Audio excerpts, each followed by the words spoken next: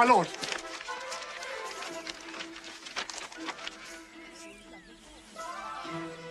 I learn in this letter that Don Pedro of Aragon comes this night to Messina.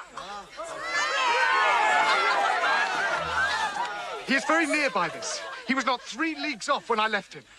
How many gentlemen have you lost in this action? But few of any sort and none of name.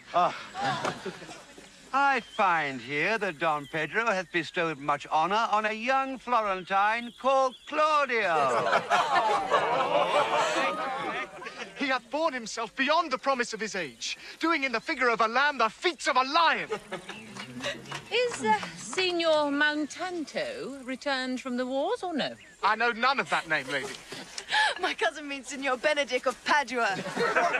Oh, he's returned, and as pleasant as ever he was. I pray you, how many hath he killed and eaten in these wars? But how many hath he killed? For indeed I promised to eat all of his killing. He had done good service, and a good soldier too, lady. And a good soldier too, a lady. But what is he to a lord? A lord to a lord. A man to a man, stuffed with all honourable virtues. It is so indeed. He is no less than a stuffed man. You must not, sir, mistake my niece. There is a kind of merry war betwixt Signor Benedict and her. They never meet, but there's a skirmish of wit between them. Who is his companion now? He hath every month a new sworn brother. He is most in the company of the right noble Claudio. Oh, Lord. He will hang upon him like a disease. He is sooner caught than the pestilence, and the taker runs presently mad. Oh, God help the noble Claudio. If he have caught the Benedict, it will cost him £1,000 ere he be cured. I will keep friends with you, lady. Do, good friend. You will never run mad, niece. No, not till a hot January.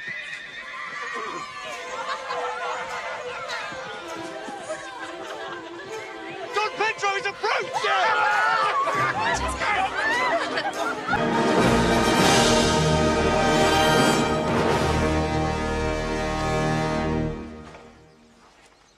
Good Signor Leonato, are you come to meet your trouble?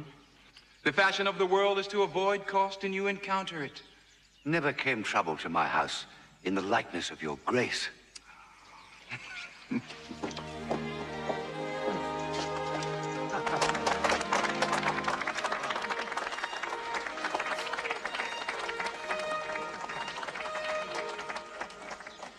My lord. I think this is your daughter. Her mother hath many times told me so. Were you in doubt, sir, that you asked her? Signor Benedict, no. If Signor Leonato be her father, she would not have his head on her shoulders for all Messina, as like him as she is. I wonder that you will still be talking, Signor Benedict. Nobody marks you. What, my dear Lady Disdain? Are you yet living? Is it possible Disdain should die while she hath such meat food to feed it as Signor Benedict? Courtesy itself must convert to disdain if you come in her presence. Then is courtesy a turncoat. But it is certain I am loved of all ladies, only you excepted, and I would I could find in my heart that I had not a hard heart, for truly I love none. A dear happiness to women. They would else have been troubled with a pernicious suitor.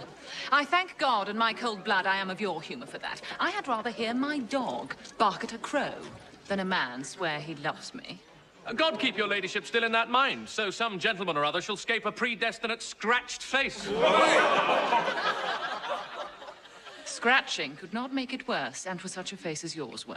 Well, you are a rare parrot teacher. A bird of my tongue is better than a beast of yours. I would my horse had the speed of your tongue. But keep your way, in God's name, I have done. You always end with a jade's trick. I know you of old. Signor Claudio, Signor Benedict, my dear friend Leonato hath invited you all. I tell him we shall stay here at the least a month.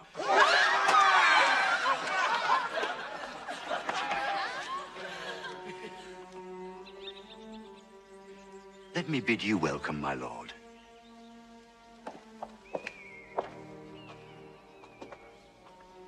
Being reconciled to the prince, your brother, I owe you all duty. I thank you. I am not of many words, but I thank you.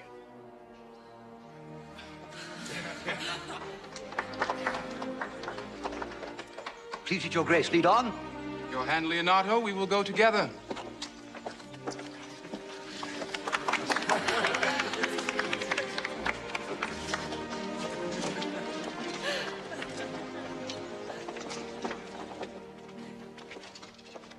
Benedict, didst thou note the daughter of Signor Leonato? I noted her not, but I looked on her. Is she not a modest young lady? Do you question me as an honest man should do for my simple, true judgment, or would you have me speak after my customers, being a professed tyrant to their sex? No.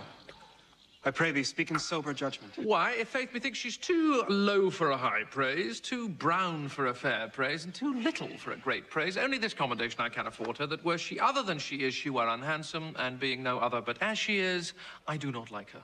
Thou thinkest time in sport. I pray thee, tell me truly how thou likest her. Or would you buy her, that you inquire after her? Can the world buy such a jewel? Yea, and a case to put it into. But speak you this with a sad brow?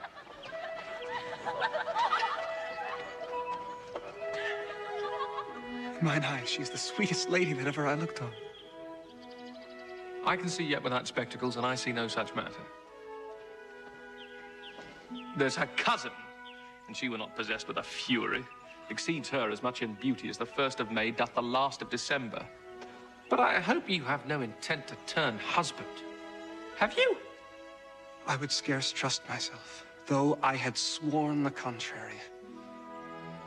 If Hero would be my wife. Is't come to this? Shall I never see a bachelor of 60 again? Gentlemen, what secret hath held you here that you followed not to Leonato's? He is in love. With who? That is your grace's part. With Hero, Leonato's short daughter. Amen if you love her, for the lady is very well worthy.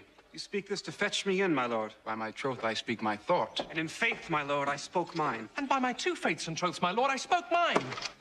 That I love her, I feel. That she is worthy, I know. I have brought Count Claudio, whom you sent me to seek. Why, how now, Count? Wherefore art thou sad? Not sad, my lord. How then, sick? Neither, my lord. The Count is neither sad nor sick, nor merry, nor well, but civil, Count. Civil as an orange, and something of that jealous complexion. If faith, lady, I think your blazon to be true, though I'll be sworn if he be so, his conceit is false. Here, Claudio, I have wooed in thy name, and fair Hero is one. I have broke with her father, and his goodwill obtained. Named the day of marriage, and God give thee joy. Count, take of me my daughter, and with her my fortunes. His grace hath made the match, and all grace say amen to it.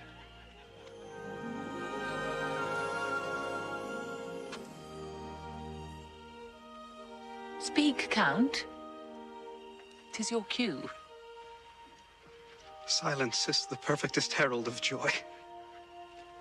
I were but little happy if I could say how much. Lady, as you are mine,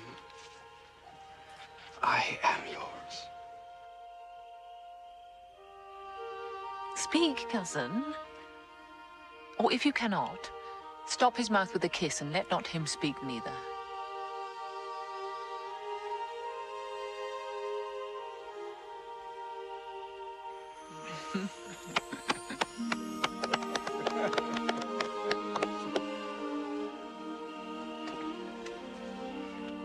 In faith, lady, you have a merry heart. Yea, my lord, I thank it. Poor fool. He keeps on the windy side of care. My cousin tells him in his ear that he is in her heart. And so she doth, cousin.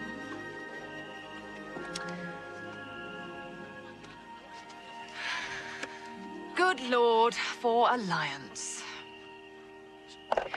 Thus goes everyone to the world but I, and I am sunburned.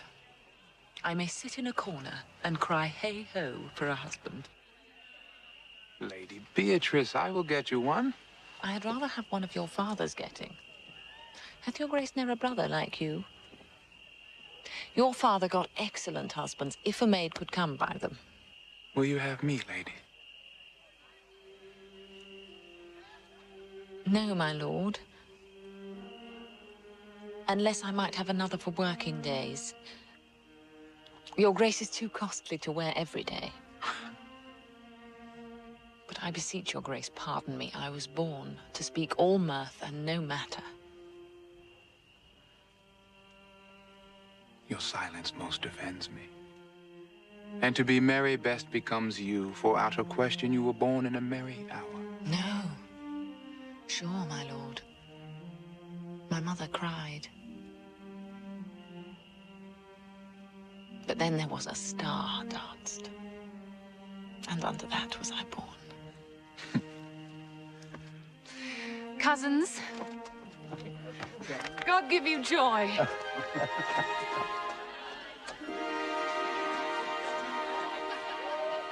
By my troth, a pleasant-spirited lady. There's little of the melancholy element in her, my lord. She's never sad but when she sleeps. And not ever then, for I've heard my daughter say she hath often dreamt of unhappiness and waked herself with laughing. She cannot endure to hear tell of a husband. Oh, by no means. She were an excellent wife for Benedict. If they were but a week married, they would talk themselves mad. County Claudio, when mean you to go to church? Tomorrow, my lord. Not till Monday, my dear son, which is hence a just 7 night, and a time too brief, too, to have all things answer my mind. I warrant thee, Claudio, the time shall not go dully by us. I will, in the interim, undertake one of Hercules' labors, which is to bring Signor Benedict and the Lady Beatrice into a mountain of affection, the one with the other. I would fain have it a match, and I doubt not but to fashion it if you will but minister such assistance as I shall give you direction. My lord, I am for you, though it cost me 10 nights' watchings. And I, my lord. And you too, gentle hero. I will do any modest office, my lord, to help my cousin to a good husband. If we can do this, Cupid is no longer an archer. His glory shall be ours. For we are the only love gods. Go with me. I will tell you my drift.